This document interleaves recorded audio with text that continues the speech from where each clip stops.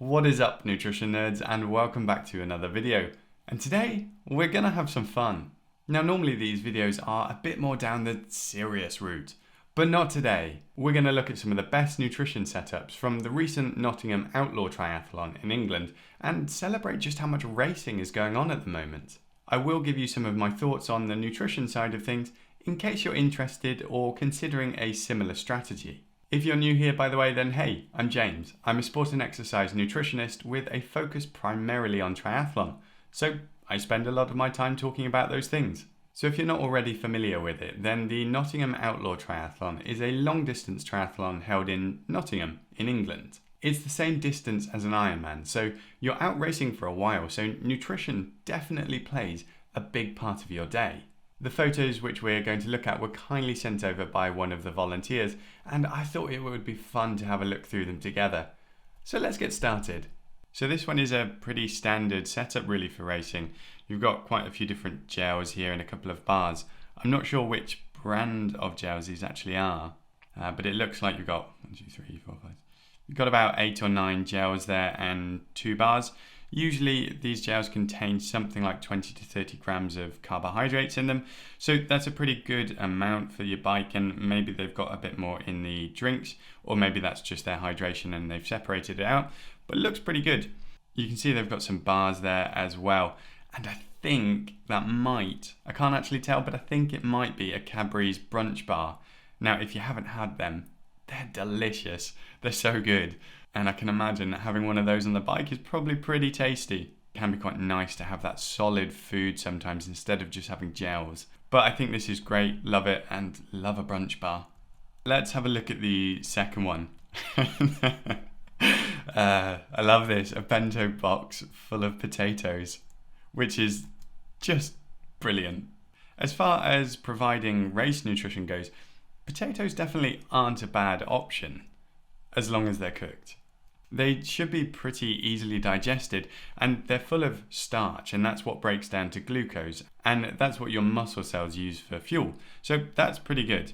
Some people don't get on that well with solid food, so this is definitely something that you should be trialing in advance and just making sure you get on okay with it, because it looks like they've probably just got bars in there as well and not much in the way of liquid or gels. So that might be something that if you're getting some sort of tummy upset to try swapping over, but as far as it goes, it's definitely not a bad one.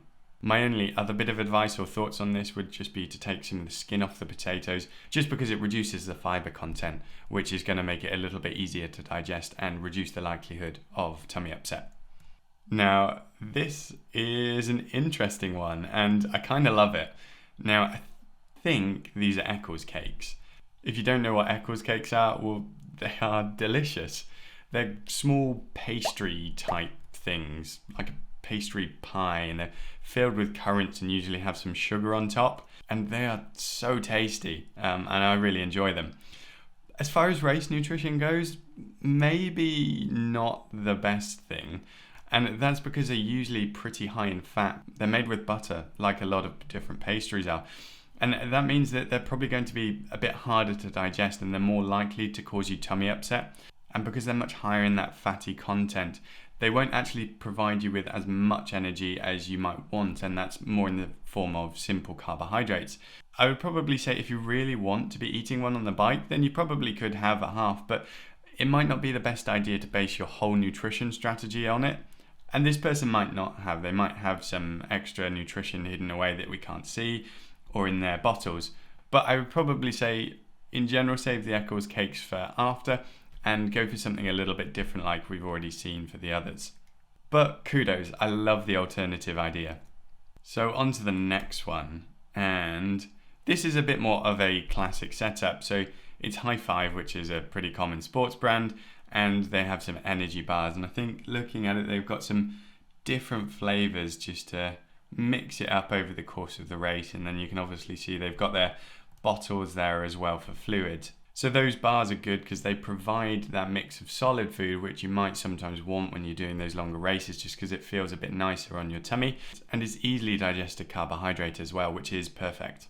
There's not too much else to say for this one, as it kind of just ticks all the boxes. Depending on whether this person is having any other nutrition on the bike, they might want to up it just slightly, as I think that's 5 bars. I don't know if they've got any more underneath or hidden away, but they could probably do with upping their intake just a little bit. And the other thing I would say is definitely worth just practicing this. I mentioned this before, but just to make sure that you can tolerate that solid food, because it's not uncommon to find the solid food a little bit harder to digest and cause a bit of tummy upset later on in the race, especially on the run. But overall, yeah, nice. So what have we got next? Yeah, pizza. This is so good, baffling, amazing. I absolutely love it. I can't say I've seen anything like that before, but it's so good. I initially thought this was 3 bits of pizza and then a wrap, but I realised that's actually a folded over bit of pizza as well, which is just taped up, which it's great. It's just all of the pizza. As a bit of a side note though, I think the folded pizza maybe would have been better not folded in lengthwise, just because, aero gains. Now, truth be told, pizza probably isn't the best race nutrition, and it's a similar sort of thing to the Eccles cakes. Pizza is usually full of fat because of the cheese content and other things which are on there, and the carbohydrates that it contains generally aren't particularly easy to digest. So it doesn't really target what we want as race nutrition, and I wouldn't be surprised if this causes some tummy upset later in the race. But I love it, and I love pizza. I love a post-race pizza. But maybe this worked perfectly for this person. Anyway, just fantastic. Okay, what is next?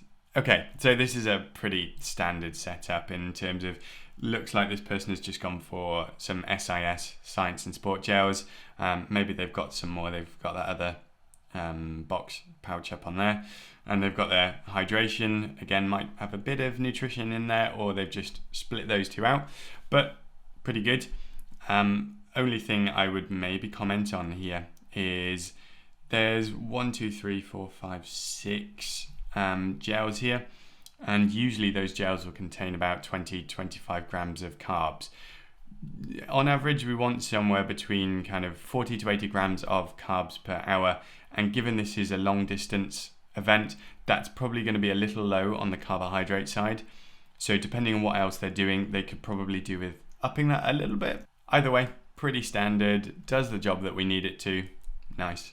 So we're on to the last one.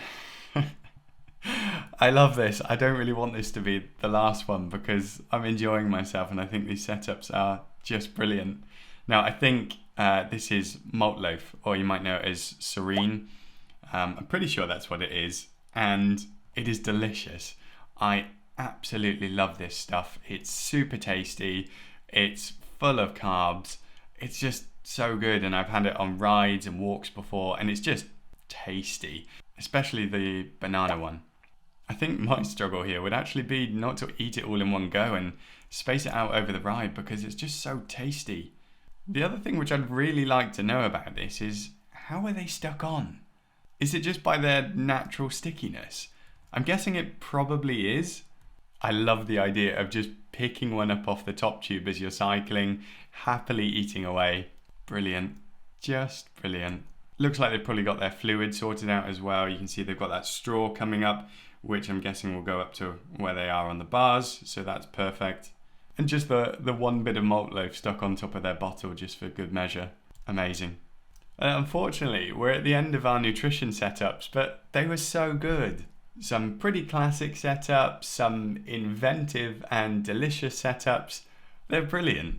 I've genuinely loved looking through these, and if you want to get involved in any future videos where we do something similar, then I would love it if you sent me some photos of your race or training nutrition setups. Send me a picture of your nutrition setup, whether it's for a long turbo session or whether it's for a race. I'd love to see them. You can send it to james@nutritiontriathlon.com and I'll feature it in another video.